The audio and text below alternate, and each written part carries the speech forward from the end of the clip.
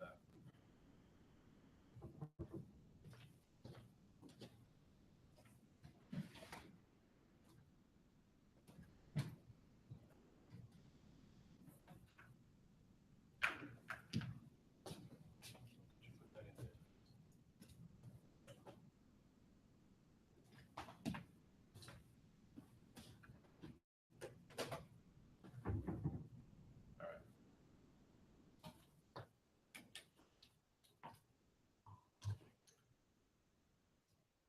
Okay.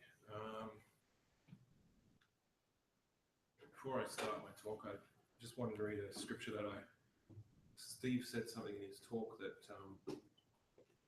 was just fascinating to me. I was reading a scripture this morning that almost perfectly described it. And he was talking about instant gratification and how in the old days people would save for things and now they don't. It's instant gratification, and it's sort of more about them and instant gratification. And so what it says is, in Proverbs 12 verse 11, it says, "He that tilleth his land shall be satisfied with bread, but he that followeth vain persons is void of understanding." But I thought it was just interesting because it's not really. It was sort of a very specific thing that you said. And this verse, I haven't really read it before. It's kind of obscure, but describes it. It links these two things that maybe you wouldn't think to link together. But it says, yes, that he that tilleth his land shall be satisfied with bread, but he that followeth vain persons is void of understanding. So, yes, the lesson is there. And I got one other thing I wanted to share with you, because I sort of sometimes like to bring out news that I read during the week, and I think it needs new batteries or something. And so this is a bit of an odd thing to bring out, but there is a reason. Because the title of the news article, just in the newspaper, is "Bible and a Brew. Groups get together to talk faith over a pint." That is the title of the article. And as I read some of these things, I guess, to me it reads like a piece of satire. The way it's written, it's almost written like one of us wrote it as a joke. But it's not. It's actually serious, and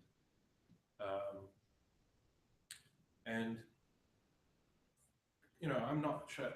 We all know about what we should and shouldn't do with alcohol, which is not a whole lot. But so that's not really what I'm reading this for. But what I want you to listen for as I read this is the justifications that are given. Just listen to how many times this idea is justified. And I'm not going to read the whole article, but I'm going to read a fair bit of it.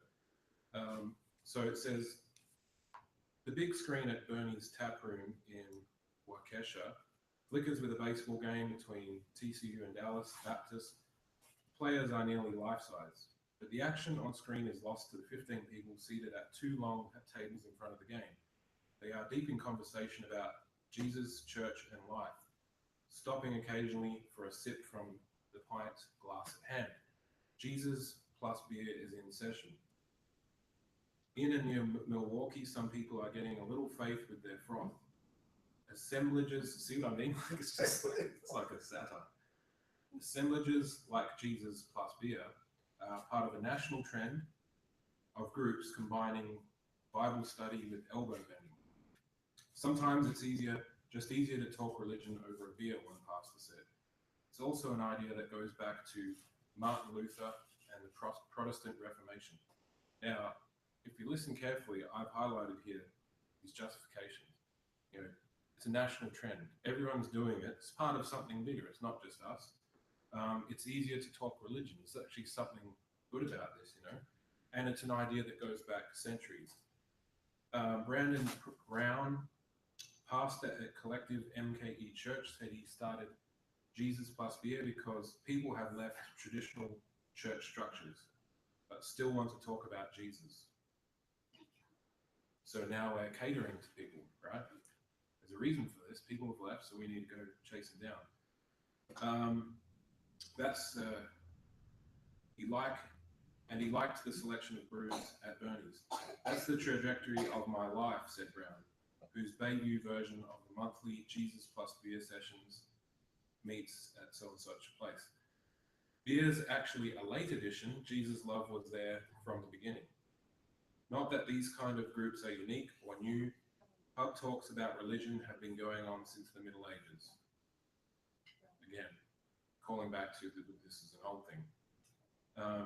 J. Patrick Hornbeck, chair of the theology department at Fordham University in New York, says pubs represent a space of freedom that churches don't always offer.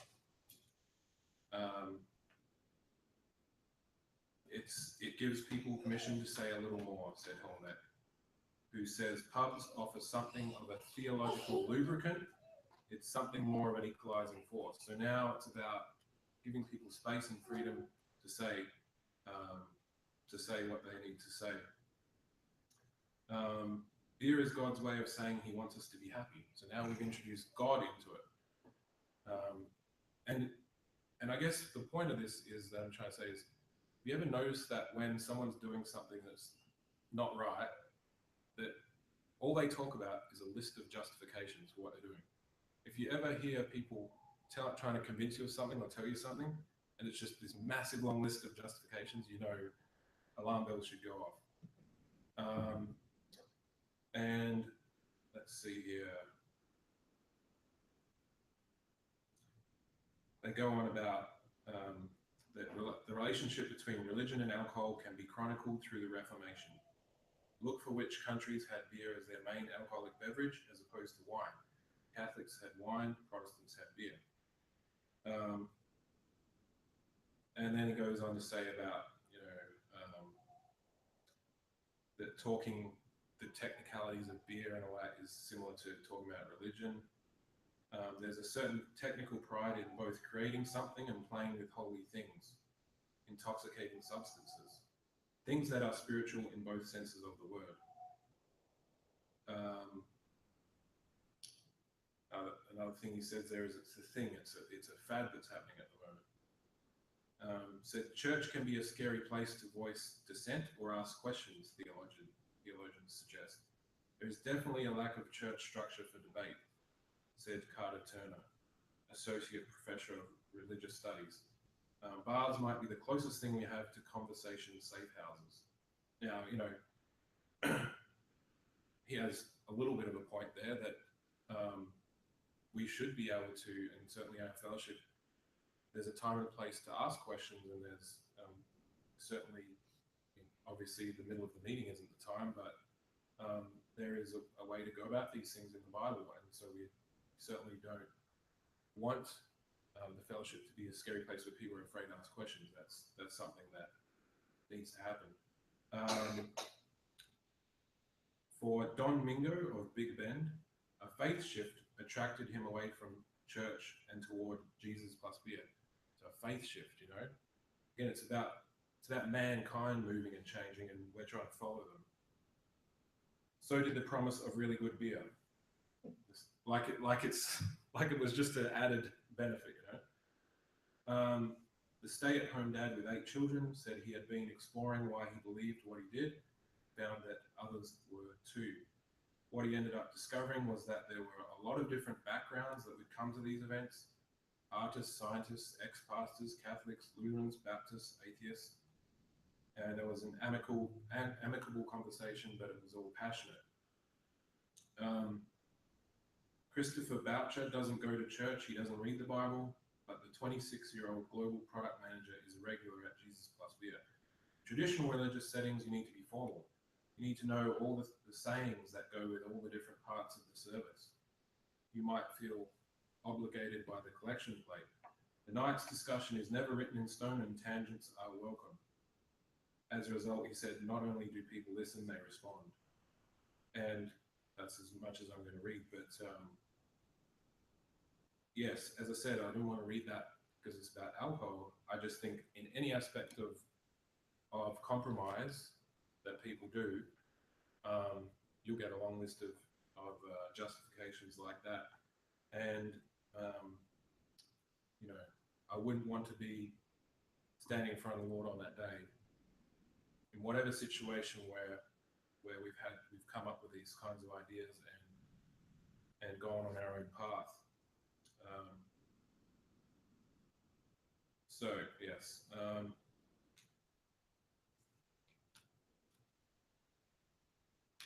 onto the talk, which not a long talk. So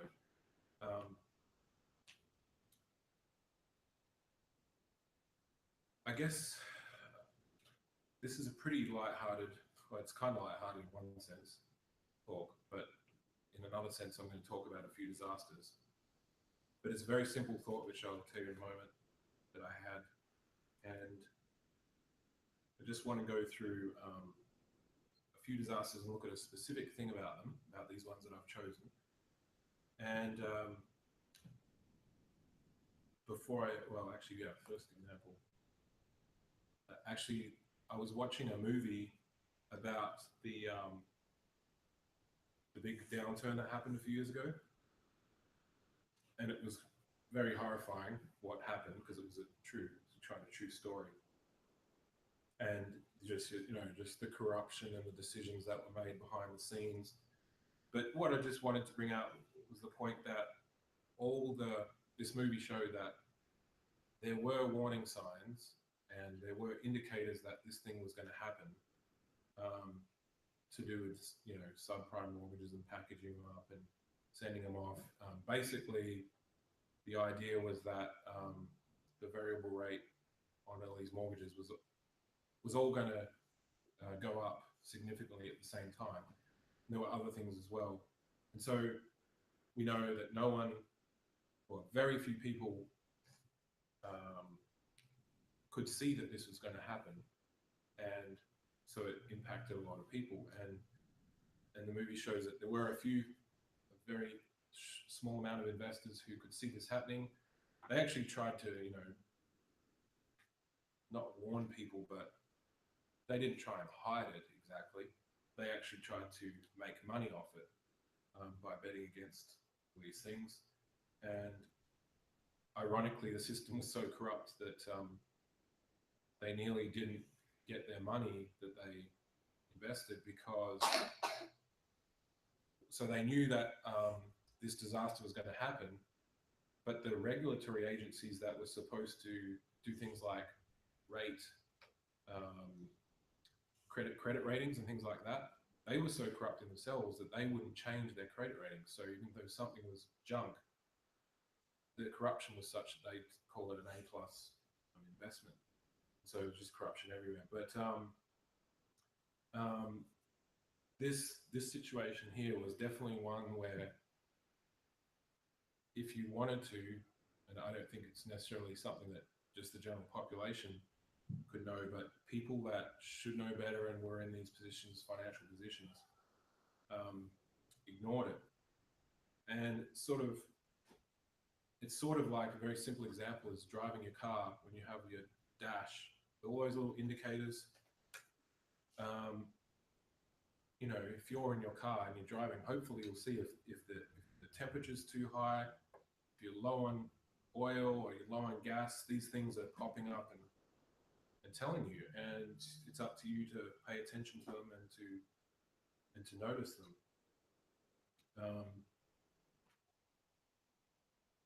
And so so these investors, a few people made a lot of money out of this disaster, and most people lost a lot of money.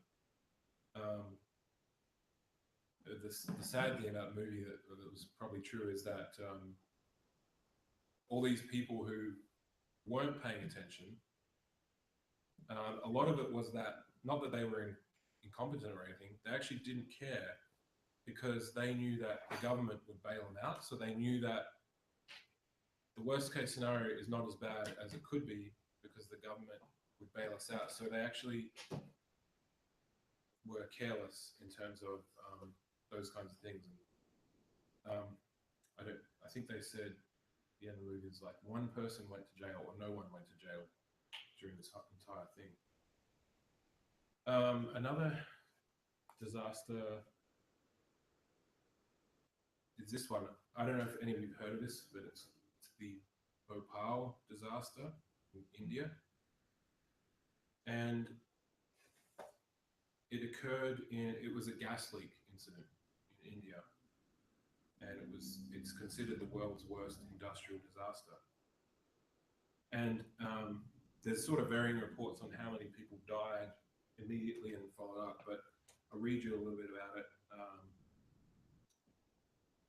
So it occurred in December 1984. Over 500,000 people were exposed to methyl isocyanate gas and other chemicals. The toxic substance made its way into and around the shanty towns located near the plant. Estimates vary on the death toll, but it was certainly in the thousands. A government report in 2006 stated the leak caused over 500,000 injuries. And about 4,000 of those were severe, permanently disabling injuries. So what happened was the factory was not well equipped to handle the gas created by the sudden addition of water to a specific tank there. It says that these tank alarms had not been working for 4 years, and there was only one manual backup system compared to a much more sophisticated system.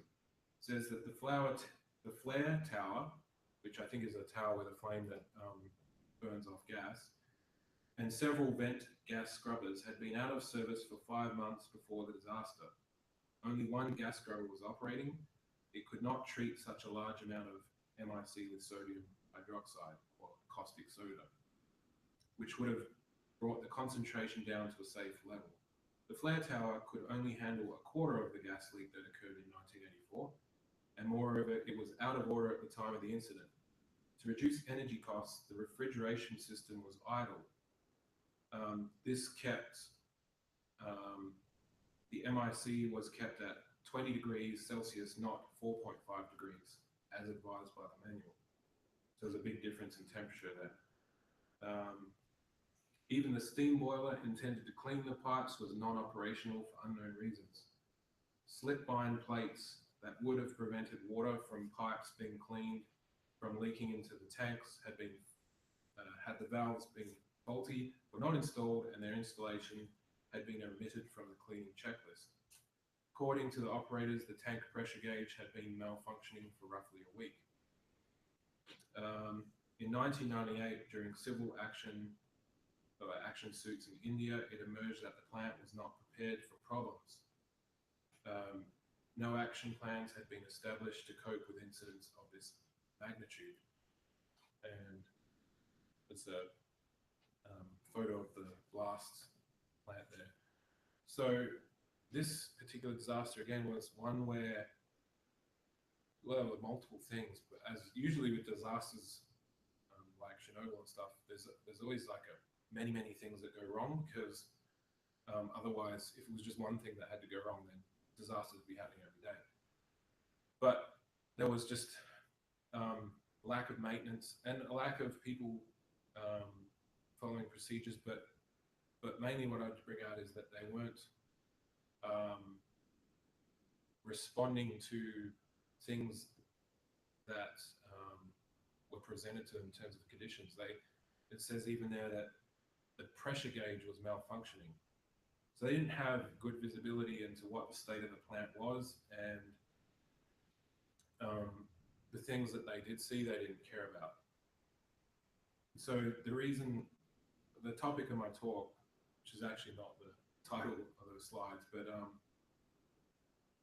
it's just about, let me see what I call this talk. My talk was called Find Your Faith Meter. And so the thought was that I was actually looking through, like when I do talks, when I just sometimes, talk ideas come in your head and you write them down, and I just write them in a notes app.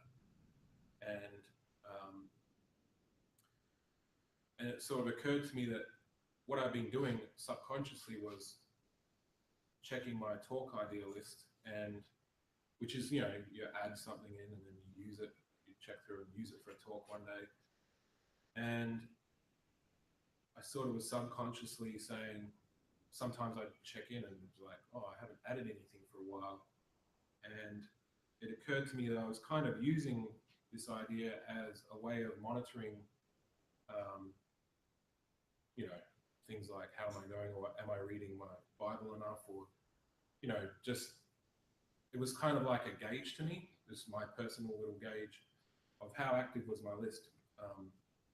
And so the thought of this talk is a very simple thought, and it's just find your faith meter, and it's about find something that's relevant to you, and it can be anything, but something that indicates to you how things are going for you, and like all these disasters, these planets are complex systems, and I don't think our walk is supposed to be complex, but we can use indicators and gauges, if you like, figuratively, to monitor ourselves and get feedback about ourselves and something to monitor. And like at work, sometimes we'll do projects and we'll build a dashboard for a company. It's like software, we're writing a program, and it's, there's a ton of data in the system, but it just is meaningless unless you present it well. So we'll write, if it's a maintenance plant, then we'll show things like, easy to read indicators of things like how many malfunctions are being reported, and then how many of those malfunctions are being dealt with, how fast are we fixing issues and problems. And so you get, the person, I don't know what position they'd be called, but someone who's overseeing the whole plant would have an idea of how things are going. Now, I bet you don't have anything quite sophisticated like that in your plant, do you? Something like that? Okay. Good. Exactly. Oh, there you go. I thought, where is it, Sandersville or whatever? Sandersville. I thought maybe they're still on paper and pen there, but anyway, well, that's very impressive. So these kinds of things, we do it my work anyway. And so the simple idea of this talk is find something that's sort of relevant to you, and monitor it and use it for feedback, and then make adjustments. If you notice, as I did a few times when I was doing this thing, just noticing that it was a bit stagnant, and that, maybe I should do this or that, and make adjustments. Very simple idea and very simple sort of carrying it out. And the other point I got here is that whatever you set up is only as complex as you want them, right? So I was thinking, like, the dashboard of a pastor must be very complex, right? Because they have not only themselves, then they've got their family, but they've also got the assembly to keep an eye on, and they've got indicators of, how is the fellowship going? What's the health of the fellowship? And are we compromising? What's our compromise level? Are we assimilating with the world? Are we too isolated, as I heard Pastor John say once, where we need to see people more, and all these kinds of things. And so, but whatever your role is, you can have your own dashboard kind of thing. Think of a 747 compared to your car. Just you see those videos of pilots, and you just wonder how can they understand all those dials and controls. On the other end, your car, or even as simple as a thermometer, it's just a device that shows one metric. Whatever it is, find something and monitor it. And I think you've been seeing some of those leadership talks and testimonies and stuff, and there's a long time since I got around to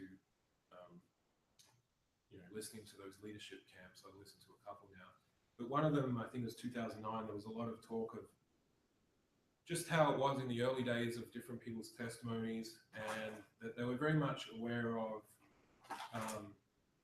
how things were going, because they'd say that a lot of people would turn up to whatever they were doing with it. Obviously meetings, but also like they mentioned picnics. I guess there were things that were just organized in fellowship, different events, outreaches, and internal things and external things. And it was very much an idea of when I heard these testimonies of how much involvement there was, and also when someone wasn't there, they would always check on them, and they always had each other's back, and that's what it's like in fellowship, isn't it? It's not just like not to pick on, I won't say the church, but there's a certain church where some people say they never knew anyone in the church. They'd come to church every Sunday and you'd never talk to anyone and you'd never know who these people are. And it's not the way it should be. You should know people, you should have each other's back. So yeah, sort of just what I got out of that was that people back then had these, they had things they were looking out for. They had things they were reading, indicators they were reading to see, how are things going, both for yourself and for other people, brothers and sisters in the fellowship. I got a little bit here about early warning systems, which is sort of a related topic to these disasters and other things. And it's a general piece here about them. And I think I've got a picture on. Yeah, I couldn't find an English one, but the idea is here. I think the idea is here is that there's an earthquake down below. And there's sensors and there's things floating on the water and the whole idea is if there's an earthquake in the ocean, that people get a warning that there's going to be a tsunami, because we've had some disasters of that nature recently. But just any early warning system.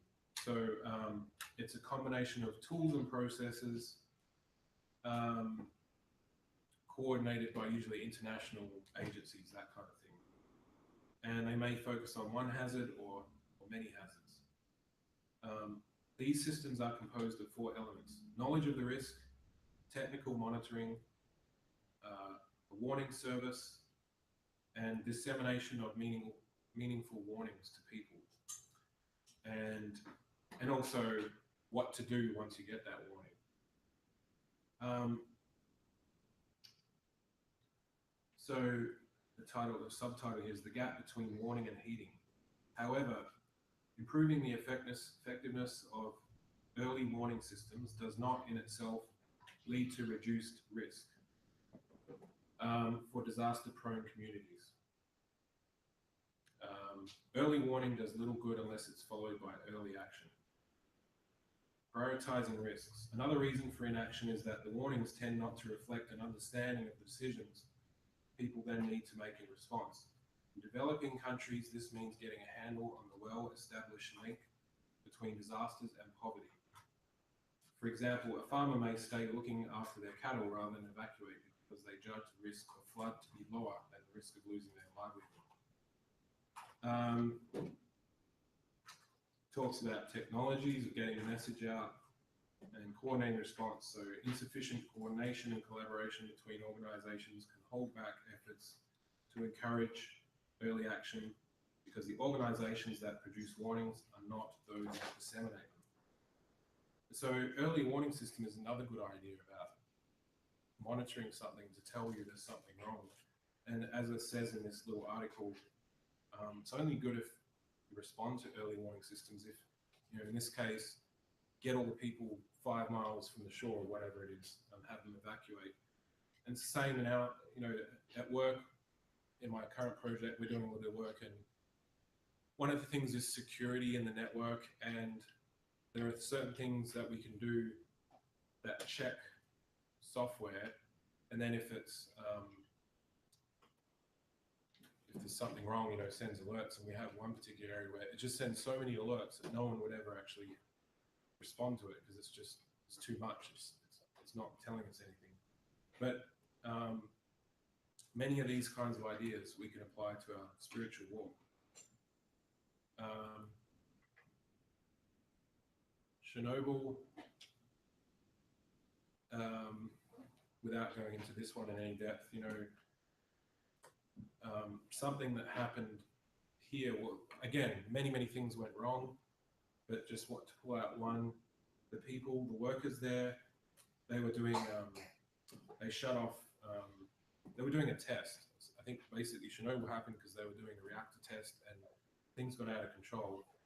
But they shut off key emergency equipment to do this test because obviously if you're doing a test, you don't want to trigger anything real. Because of that, they ignored warning signs of the disaster because they were in a state of saying, we're testing here, so we don't really need to pay attention to the signals that are coming out. And so, tragedy occurred because they ignored the warning signs, which were real. I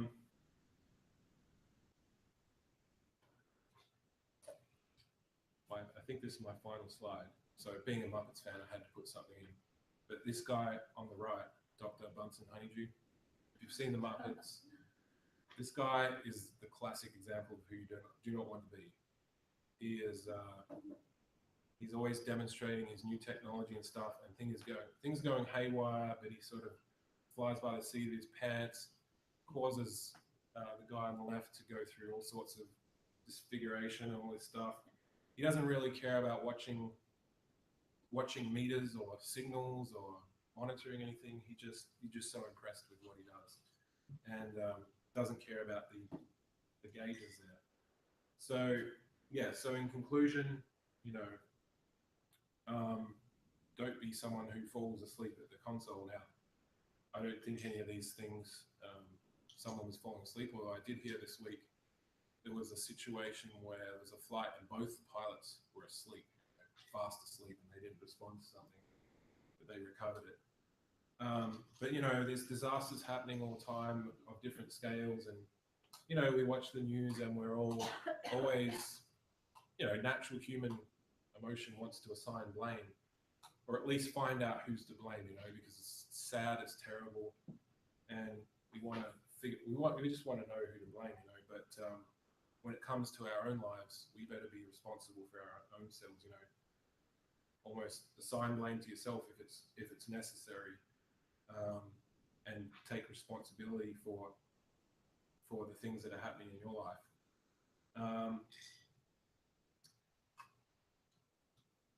Yes, so the last point there that I wrote is,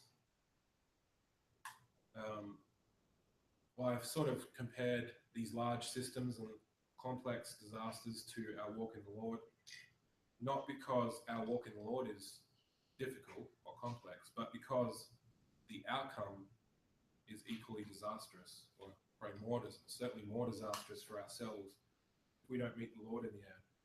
That's the analogy here. It's not that it's so hard to walk in the Lord, it's that it would be a tragedy if we don't continue on in the ways of the Lord and overcome whatever comes our way. So I'll leave it there, and we'll have a time for prayer.